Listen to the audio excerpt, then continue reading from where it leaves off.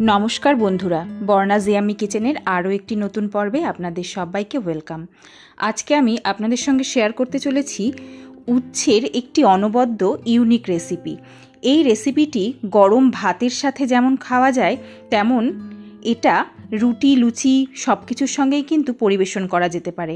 এটা এমনভাবে রান্না করা হবে যাতে এটার তেতো ভাবটা একদমই লাগবে না। তেতো ছাড়া উচ্ছে বা করলার এই রেসিপিটি চলুন কিভাবে আমি রান্না করব সেটা আজকে শেয়ার করে নিই। প্রথমে কিছু পরিমাণ করলা আমি নিয়েছি। করলাগুলোকে খুব ভালো করে প্রথমে ধুয়ে নিয়েছিলাম, তারপর গোল গোল করে কেটে নিলাম। দেখতেই পেলেন কিভাবে কেটে নিয়েছি। এখন এই করলাগুলোর যেগুলোর পাকা বীজ আছে সেই বীজগুলো ফেলে দিয়েছি, আর যেগুলো কচি বীজ আছে সেগুলো রেখে দিয়েছি। এখন এই করলাগুলোকে লবণ আর হলুদ মাখিয়ে নেব।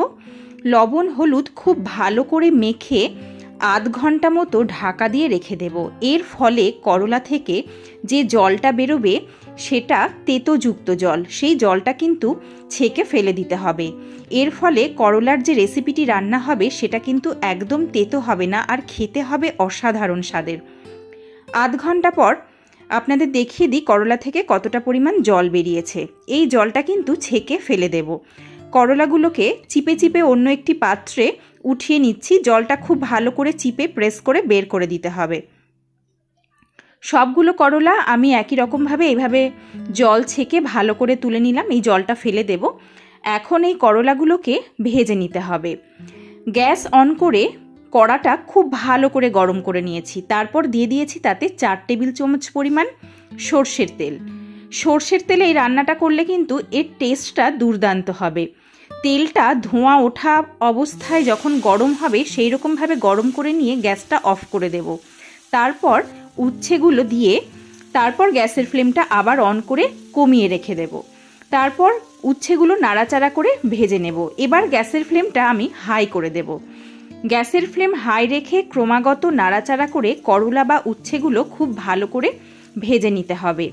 উল্টে পাল্টে অন্তত 5 থেকে 7 মিনিট পর্যন্ত আমি উচ্ছে বা করলাগুলোকে একটু লাইট ব্রাউন কালার করে ভেজে নিয়েছি। যতক্ষণ না উচ্ছেগুলো একটু মুচমুচে হয় ততক্ষণ পর্যন্ত ভালো করে ভেজে নেব। উচ্ছেগুলো যখন ক্রিস্পি হয়ে যাবে তখন তেল থেকে ছেঁকে উচ্ছেগুলোকে উঠিয়ে নেব অন্য একটি পাত্রে। তবে অবশ্যই এটা কিন্তু একটু ক্রিস্পি করে ভেজে নিতে হবে, তাহলে এর টেস্টটা ভীষণ ভালো হবে। এবার উচ্ছেগুলোকে আমি তেল ছেঁকে ভালো করে অন্য একটি পাত্রে উঠিয়ে নিলাম। কড়াইতে যে পরিমাণ সর্ষের তেল ছিল সেই একই তেলের মধ্যে কিছু মশলা ফোড়ন দিয়ে নেব। এখানে সর্ষে, জিরে আর 2টো কাঁচা লঙ্কা কুচি কুচি করে দিয়েছি। আপনারা চাইলে যদি ঝালটা না খেতে চান অ্যাভয়েড করতে পারেন। এখন দিয়ে দিলাম সামান্য একটু হিং। ফোড়নটা একটু ভাজা ভাজা হয়ে গেলে কেটে রাখা 3টে মিডিয়াম সাইজের পেঁয়াজ এর মধ্যে অ্যাড করে দিলাম। দেখতেই পাচ্ছেন পেঁয়াজ কিন্তু একদম মিহি করে কুচি করিনি, একটু মোটা মোটা করে কেটে নিয়েছি। এর ফলে পেঁয়াজের যে টেস্টটা সেটা এই রান্নাতে খুব ভালো লাগবে। পেঁয়াজের একটা মিষ্টি স্বাদ আছে, সেই স্বাদটা কিন্তু এই রান্নাটায় ভীষণ ভালো লাগবে।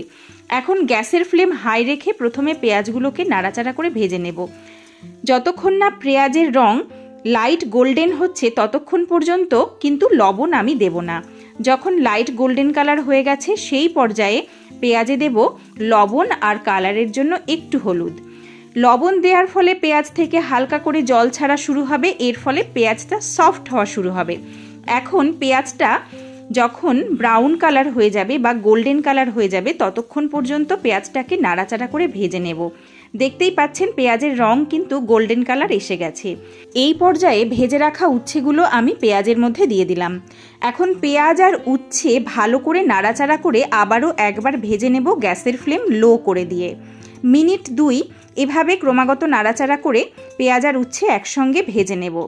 এরপর এর মধ্যে অ্যাড করে দেব কিছু গুঁড়ো মশলা। প্রথমেই আমি দিয়ে দেব 1/2 চা চামচেরও কম জিরের গুঁড়ো, 1/2 চা চামচেরও কম ধনের গুঁড়ো আর 1/2 চা চামচ মৌরি গুঁড়ো। এই মৌরি গুঁড়োটা কিন্তু দিলে অসাধারণ একটা টেস্ট আসে, তাই মৌরি গুঁড়োটা কোনো রকমভাবেই কিন্তু স্কিপ করা যাবে না। আর দিয়ে দিলাম কাশ্মীরি লঙ্কার গুঁড়ো 1/2 চা চামচ। এখন সমস্ত মশলাটা সবজির সঙ্গে ভালো করে মিশিয়ে লো ফ্লেমে নাড়াচাড়া করে রান্না করে নেব অন্তত 2 মিনিট। এভাবে নাড়াচাড়া করে যখন আমি রান্না করে নেব তখন মশলার যে ফ্লেভারগুলো সেগুলো উচ্ছে আর পেঁয়াজের সঙ্গে খুব ভালো মতো মিশে যাবে। তাই গ্যাসের ফ্লেমটা কিন্তু অবশ্যই লো রেখে এই পর্যায়ে রান্না করতে হবে, তা না হলে মশলাগুলো কিন্তু পুড়ে যেতে পারে। গ্যাসের ফ্লেম লো রেখে ঢাকা চাপা দিয়ে মিনিট 3 আবারও রান্না করে দেব। এর ফলে সবজি থেকে সামান্য একটু জল বেরোবে, যার ফলে মশলাটা খুব সুন্দর কষানো হবে আর দারুণ ভাজা ভাজা টেস্টি একটা সবজি রেডি হয়ে যাবে। দেখতেই পাচ্ছেন কত অনায়াসে কত দুর্দান্ত স্বাদের একটা রেসিপি কিন্তু তৈরি হয়ে গেল। এখন ওপর থেকে ছড়িয়ে দিলাম 1 মুঠো ফ্রেশ ধনেপাতা কুচি, সামান্য একটু আমচুর পাউডার আর স্বাদের ব্যালেন্সের জন্য দিয়ে দিলাম একটু চিনি। যেহেতু আমচুর পাউডার আছে তাই চিনিটা আমি দিয়েছি। এর ফলে একটা টক ঝাল মিষ্টি একটা ফ্লেভার আসবে।